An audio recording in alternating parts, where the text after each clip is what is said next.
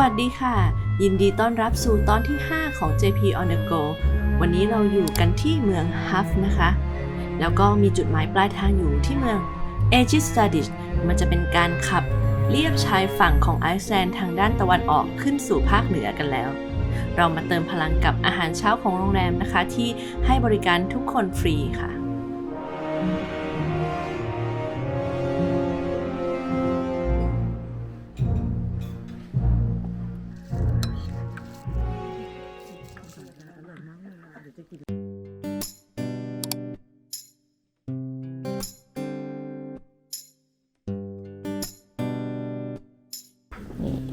สเกียร์นะคะ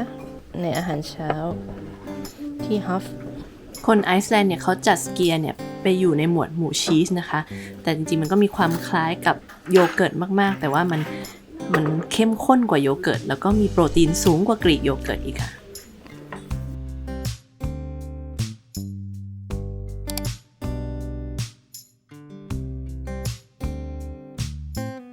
จุดหมายแรกของวันคือเราจะไปชมภูเขาเวสทราฮอร์นนะคะซึ่งเราจะต้องไปแวะที่ไวกิ้งคาเฟ่เพื่อจ่ายเงินค่าเข้าไปชมก่อน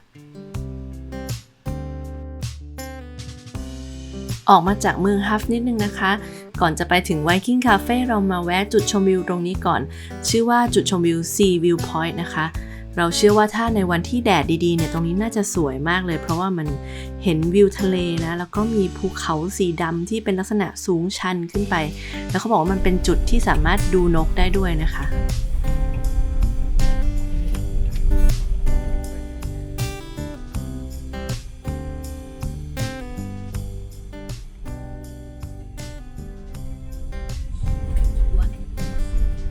จะไปแยกออกมาจากสายหนึ่งนิดนึงค่ะแยกขวาออกมามีป้ายเขียนว่าทางไปไวกิ้งคาเฟ่นะคะแล้วก็พวกสต็อกเนสอะไรประมาณนี้นะรู้สึกชื่อก็คือสังเกตป้ายไวกิ้งคาเฟ่เวสต์ฮอร์นเวสต์ฮอร์นก็ได้ไวกิ้งคาเฟ่แล้วจะเป็นทางลูกรังหน่อยนะคะขับช้าๆหินปีนชื่อของภูเขาที่เราจะมาชมคือเวสต์ฮอร์นนะคะส่วนสต็อกเนสคือชื่อคาบสมุทรบริเวณนี้ซึ่งเคยเป็นที่ตั้งของฐานทัพอังกฤษในสมัยสงครามโลกครั้งที่2ด้วยค่ะเดี๋ยวเราต้องมาซื้อตั๋วที่ไวกิ้งคาเฟ่ก่อนนะคะถ้าไม่ผิดจากที่รีวิวก็คือประมาณคนละนี่คนละ 2,000 ISK เลยแคมปิ้งถ้าเข้าไปดูเฉยๆ900ถ้ามาในช่วงเวลาที่คาเฟ่ยังไม่เปิดสามารถซื้อกับตู้ขายตั๋วอัตโนมัติได้นะคะ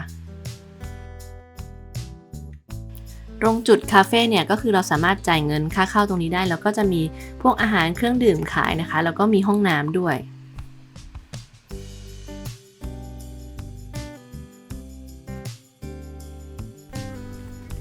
ก็เราบอกเขาว่ามี Six Adults 3 Children นะคะก็เขาก็ให้จ่ายแค่สำหรับผู้ใหญ่6คนนะก็คนละ900 โครนานะคะพอเราจ่ายเงินก็จะได้ตัว QR code มาซึ่งต้องไปสแกนที่ประตูเพื่อเปิดออกแล้วจะขับต่อเข้าไปได้นะคะ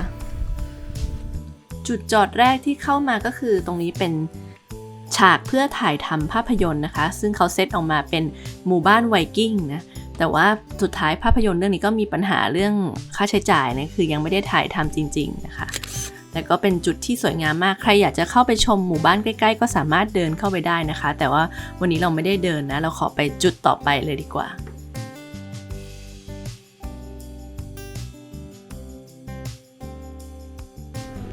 ยังไม่เห็นยอดเวสต์ฮอร์นนะคะภูเขาแบทแมน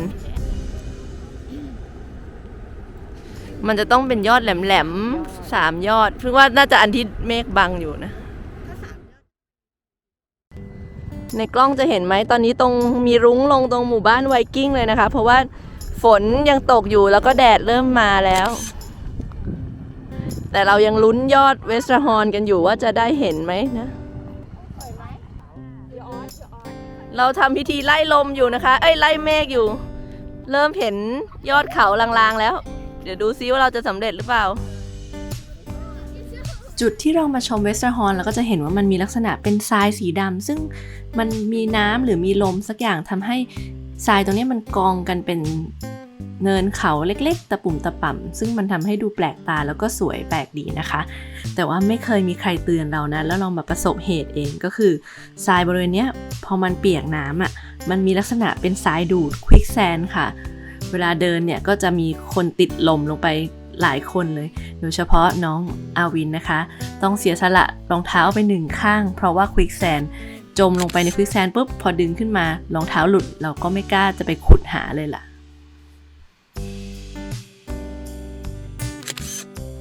และแล้วการรอคอยก็สำเร็จผลนะคะเราได้รอจนกระทั่งเราเห็นยอดของเวสต์ฮอร์นครบทุกยอดโผล่ออกมาจากเมฆเลย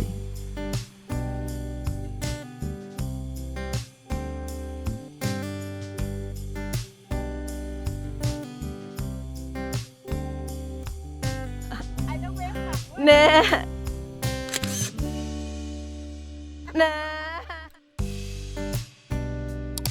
เราออกเดินทางกันต่อนะคะจุดมุ่งหมายเป็นเมืองริมทะเลชายฝั่งตะวันออกของไอซ์แลนด์เราอ่านชื่อไม่ค่อยออกขออ่านง่ายๆว่าดีจุบแล้วกันนะคะ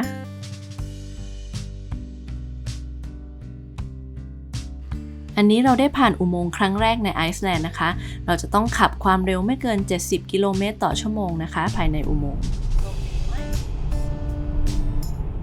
ในอุโมงค์มืดมากพอขับพ้นจากเวสต์ฮอร์นจากเมืองฮัฟแล้วเนี่ยรู้สึกได้เลยว่าจำนวนรถที่สวนมาหรือว่าจำนวนนักท่องเที่ยวมันลดลงไปเยอะมากๆนะคะก็คือคนที่เขาจะขับให้ครบริงโรดจริงๆเนี่ยจะมีจำนวนน้อยกว่านักท่องเที่ยวที่เที่ยวเฉพาะส่วนใต้ของประเทศนะคะนี่ได้เห็นแล้ว Icelandic Horse ชัดๆเลยเขาสีสวยด้วยนะเขาขน2สีตรงนี้ก็วิวสวยมากด้วยนะคะน่ารักไหมน่ารักเนาะเขาจะเป็นม้าตัวไม่สูงมากนะคะสำหรับม้าพันธุ์นี้คิดเองว่ามันต้องวิวัฒนาการให้เข้ากับลมที่นี่ได้เพราะว่าลมมันแรงมากๆต้องตัวไม่สูงใจดี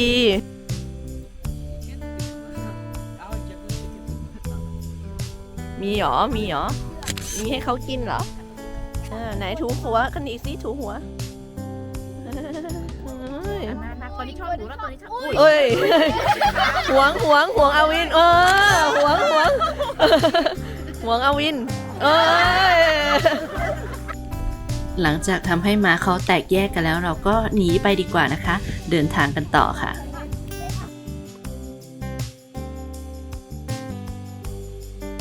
หลังจากขับรถวันนี้แล้วเนี่ยมันทำให้เรารู้เลยว่าทำไมเขาถึงบอกว่า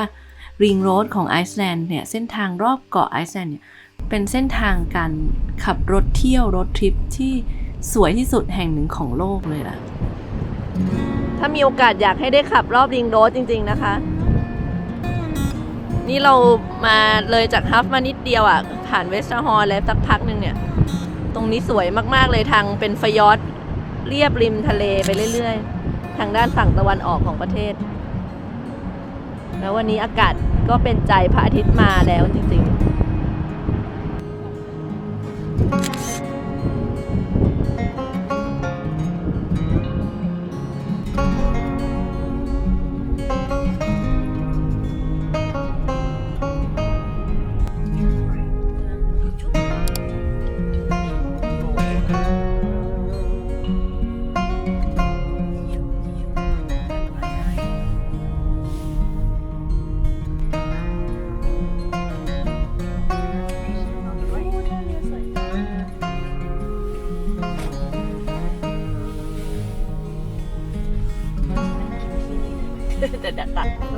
มาถึงเมือง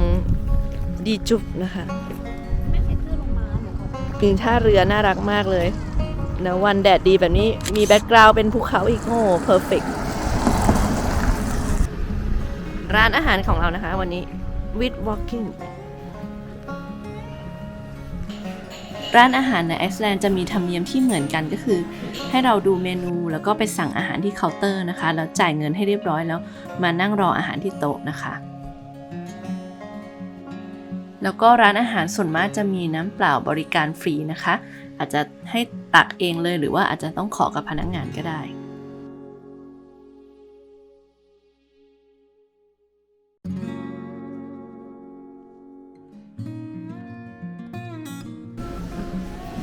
ถ้าใครผ่านมาเส้นทางแถวนี้นะคะ แนะนำให้มา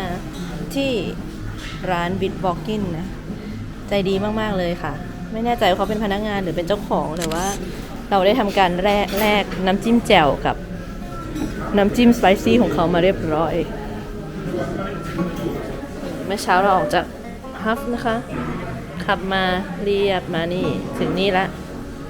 ดีจุกโอเคแล้วเราก็จะไปที่ไปอีกไกลเหมือนกันนะปึ๊บไปที่เอจิสลาดิชความภาคภูมิใจอีกอย่างของเมืองนี้ก็คือประติมากรรมอันนี้นะคะ กินเกรเดวิกประมาณนี้ มีป้ายตลอดทางให้มาดูอันนี้ แล้วเจ้าของที่พักเราคืนนี้ที่เอจิสลาดิชก็บอกให้มาแวะเมืองนี้แล้วก็มาถ่ายรูปนะคะนี่ก็เป็นประติมากรรมไข่ที่เรียงรายอยู่ตรงท่าเรือของเมือง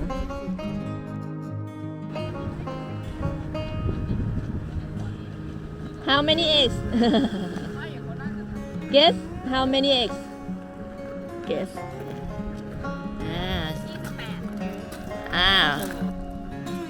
I mean guess how many eggs? นู่น 34. เอ้ย How you know that? Really? You counted? Oh. One chocolate. ไข่34ฟองนี่คือเลพิเซนต์อ๋อแถวนี้มันนกเยอะก็คือเป็นนกท้องถิ่น34ชนิดโหมีนกเยอะจริงๆบ่ายแล้วเดี๋ยวเราไปต่อ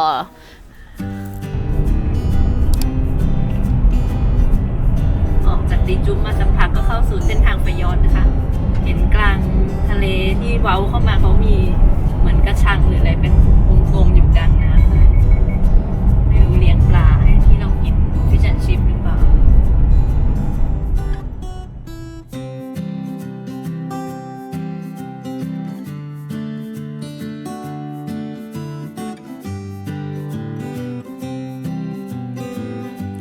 เส้นทางจากดีจุ๊บไปยังเมืองเอจิสซาดิชนะคะถ้าเราเซิร์ชจาก Google Map อ่ะมันจะเลือกเส้นทางที่สั้นที่สุดให้นะคะใช้เวลาประมาณชั่วโมงกว่าๆแต่มันจะผ่านส่วนที่เรียกว่าเป็น Oxy Pass ค่ะซึ่งเราไปอ่านรีวิวในเว็บของต่างชาตินะคะรวมทั้ง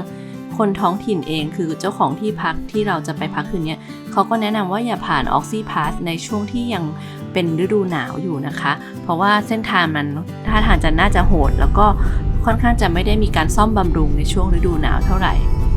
ถึงแม้ว่าวันนี้เราจะเช็คใน safetravel.is แล้วว่าเส้นทาง Oxy Pass มันพอจะผ่านได้นะคะแต่ว่าอาจจะยังมีน้ำแข็งหรือหิมะปกคลุมแต่เราก็เลือกที่จะเชื่อรีวิวดีกว่าว่าเราเลือกเส้นทางหลัก Ring Road หมายเลข1ก่อนเป็นหลักแล้วค่อยเดี๋ยวตัดเข้า Ejizadish ซึ่งมันจะเป็นทางที่ไกลกว่าใน Google Map นะคะใช้เวลาประมาณ2ชั่วโมงแต่ว่าเห็นวิววันนี้เราก็รู้สึกว่าคุ้มค่าแล้วล่ะค่ะที่เลือกเส้นทางนี้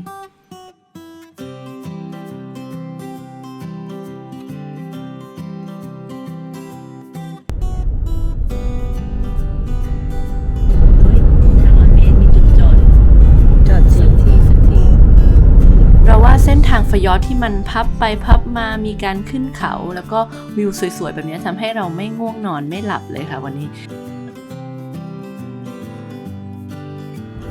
สุดยอดเลยค่ะวันนี้สุดยอดเลยไม่รู้ว่าจะหมดคำว่าสวยในคลังไปไม่รู้จะพูดอะไรแล้วเนี่ยตอนนี้จุดชมวิวตรงนี้เราไม่แน่ใจนะคะว่าชื่ออะไรแต่ว่าเราคิดว่าดูใน Google Map ก็น่าจะใกล้เคียงกับจุดที่ขึ้นชื่อให้ตรงนี้นะคะแต่ว่าถ้าขับผ่านเนี่ยเราว่าไม่พลาดแน่นอนเพราะวิวมันสวยมากๆ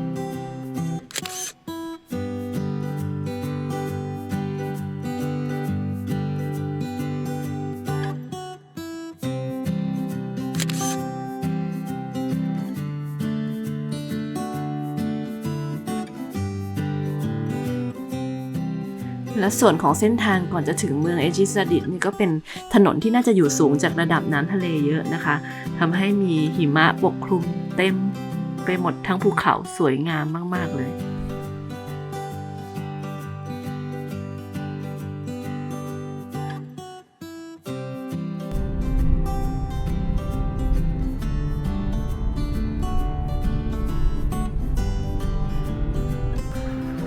มาถึงเอจิสตาดิชแล้วเรามาแวะซื้อเสบียงก่อนนะคะ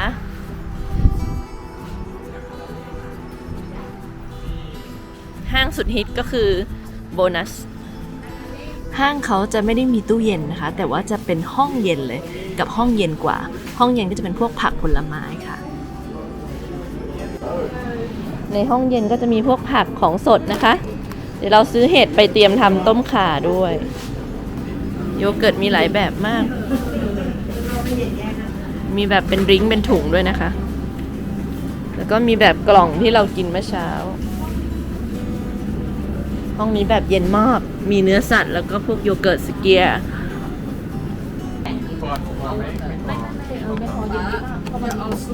เราลองรสซอสเต็ดคาราเมล ถ้าจำไม่ผิดเขาบอกอย่างนี้อร่อย เดี๋ยวลองไปชิมดู เป็นเวเฟอร์เคลือบช็อกโกแลต2 กิโล จำได้ป่ะ ถ้าเหลือก็ไม่เป็นไรใช่ไหมคะแต่ก็แพงอยู่เหมือนกัน659คำนวณราคาข้าวหอมมะลิเกรดดีของไทยก็มีนะคะ แต่ว่าถุง2 กิโลเรารู้สึกว่าอาจจะเหลือได้เพราะเรามีข้าวบางส่วนจากไทยแล้ว เลยซื้อข้าวอันนี้ซึ่งเกรดไม่ดีเท่านะถุงละ295 โครนขับรถออกจากเมืองเอชิสติชมาที่พักของเรานะคะ คุณเอลซ่าเจ้าของบ้านมาต้อนรับขับสู้อย่างดีพาเดินดูทั่วบ้านเลย Okay. So let's take a walk. Okay. You're too late. You can come in and take a look. I don't know who is gonna sleep in here. they go to the cottage. อันนี้บ้านนี่ห้องพึ่งห้องสามคนเอ๊ะ2 คน3 คนแล้วก็เราขึ้นชื่อที่พักไว้ให้ตรงนี้นะคะ บ้านนี้แนะนำมากๆเลยคุณเอลซ่าตกแต่งบ้านไว้น่ารักแล้วก็มีสัตว์เลี้ยงน่ารักทั้งสุนัขทั้งแมวซึ่งเฟรนลี่มากๆครัวที่ใหญ่ขึ้นเดี๋ยวครัวนี้มันเล็กไปสำหรับเราเดี๋ยวเขาพาไปดูครัวใหญ่ที่นั่งได้9 คนอะไรอย่างเงี้ยมี AED ด้วยสุดยอดอุ้ยมี AED ด้วย ไม่ต้องใช้เนาะ เราอาจจะตื่นเต้นกับแสงเหนือจนต้องใช้ AED Hello What's your name เขาถึงมาดูด้ว You're ย very golden You're golden real golden ยิ่งมันชื่อก็วัดบ้านเราบ้านลูกบ้าน Yes he will follow us I think เรามีบ้านอื่นใช่ใช่เรามีอีกหลังบ้านเรา ใช่ Because they were recently Easter. Yeah So would you like to have one? Say thank you Say thank you He's a bit of afraid because she's a dentist She is a dentist and he was afraid Just close your eyes. I'm sure they will brush the teeth before they go to sleep.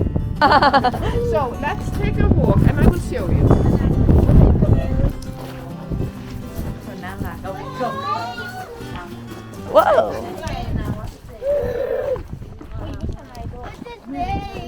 What's his name? Gulli. Gulli Gulli. G-U-L-L-I. G-U-L-L-I Gulli G-U-L-L in Icelandic means gold. Oh he's gold Sure It's a It's golden. golden Like Goofos Yes, right.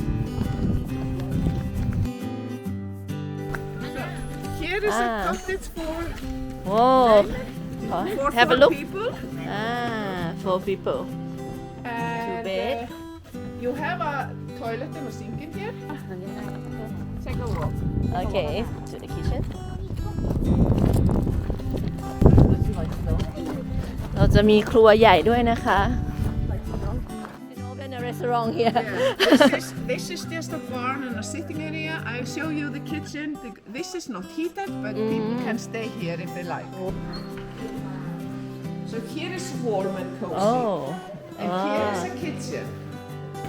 Okay So very there good is a seat for everyone. This is stove. There are 2 stoves with oven. There are pots and pans here. And oil. If you need anything, just talk to me.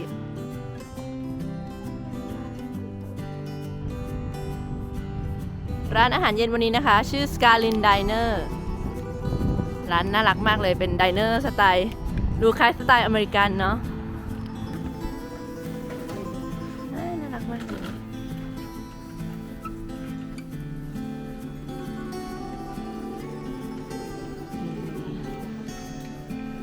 กรีซสลบ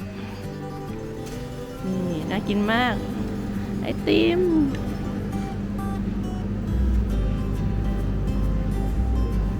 Oh my god. Okay, I'm gonna pretend I never tried it. ร้านนี้มีขนมอลังการมากนะคะ ส่วนอาหารก็จะพื้นๆคล้ายๆไดเนอร์ทั่วไป วันนี้มีสมาชิกครบรอบวันเกิดนะคะ เราก็เลยฉลองวันเกิดกันแต่ว่าร้องกันแบบเงียบๆนิดนึงเพราะว่าร้านเขาบรรยากาศเงียบสงบมากแทบไม่มีคนอื่นเลยค่ะ เย้ That is birthday.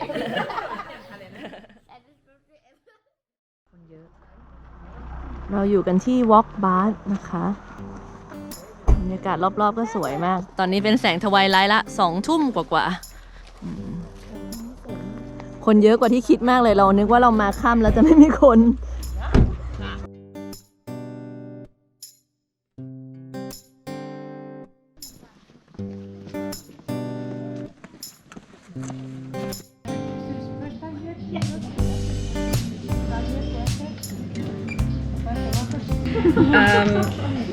Also, we have the pool bar over here. So if you want to buy any drinks, you just use the bracelet and you pay afterwards after the baths.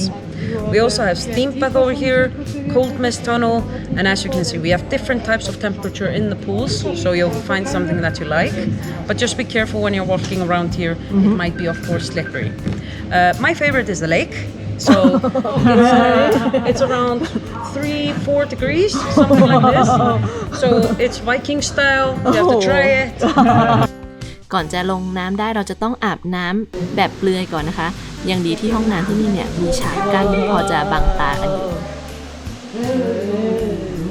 ความพิเศษของ Walk Bar เนี่ยนะคะเขาบอกว่าปกติแล้วเนี่ยฝั่งตะวันออกของไอซ์แลนด์มักจะไม่ค่อยมี geothermal activity ค่อยมีน้ำพุร้อนเท่าไหร่ แต่ว่าตรง Walk Bar เนี่ยมันพิเศษเพราะว่ามีคนค้นพบว่าเอ๊ะทำไมทะเลสาบตรงเนี้ยมันไม่แข็งน้ำมันไม่แข็งในฤดูหนาวค่ะก็คือปรากฏว่ามันมีกระแสน้ำอุ่นเนี่ยที่ผ่านการกรองขึ้นมาจากชั้นใต้ดินแล้วก็เขาบอกว่าน้ำบริเวณเนี้ยเป็นน้ำอุ่น geothermal ที่เดียวในไอซ์แลนด์ที่สามารถดื่มได้เลยค่ะเรากำลังมองหาผู้กล้าที่จะไปแช่น้ำในทะเลสาบอุณหภูมิ 3-4 องศานะคะ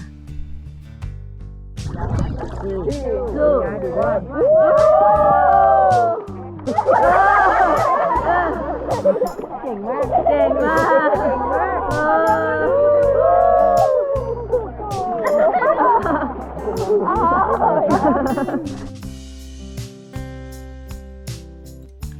การมาแช่น้ำร้อนที่ไอซ์แลนด์เนี่ยเป็นอะไรที่พลาดไม่ได้นะคะเพราะมันก็เป็นคล้ายๆการอาบน้ำสไตล์ชาวไอซ์แลนด์เนี่ยแหละแล้วมันก็สามารถผ่อนคลายความเหนื่อยล้าที่เราเหน็ดเหนื่อยมาทั้งวันได้อย่างดีเลย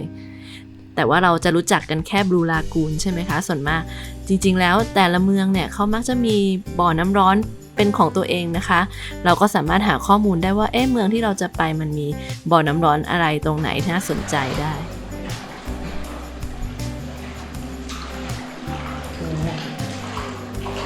ต้องไม่รู้เหมือนกันด้วยความที่น้ำร้อนจากบ่อนี้มันดื่มได้เลยใช่ไหมคะเขาบอกเขาก็เลยมีชาเตรียมให้เราชงกับน้ำร้อนของเขาหลังจากแช่น้ำแล้วก็ต้องมาดื่มชากันซะหน่อยยิ่งผ่อนคลายสบายหลับฝันดีแน่นอนคืนนี้ค่ะสำหรับตอนหน้านะคะเราจะขับขึ้นเหนือไปอีกเข้าสู่ดินแดนที่เป็นทางภาคเหนือมีหิมะของไอซ์แลนด์แล้วนะคะซึ่งเป็นวันที่มีหิมะตกด้วยแล้วก็มีหมอกหนานะคะแต่เราก็ยังสามารถเที่ยวที่สวยๆได้อีกเยอะเลยเหมือนกันติดตามชมกันได้สำหรับ JP on the go ในไอซ์แลนด์ตอนต่อไปนะคะสำหรับวันนี้สวัสดีค่ะ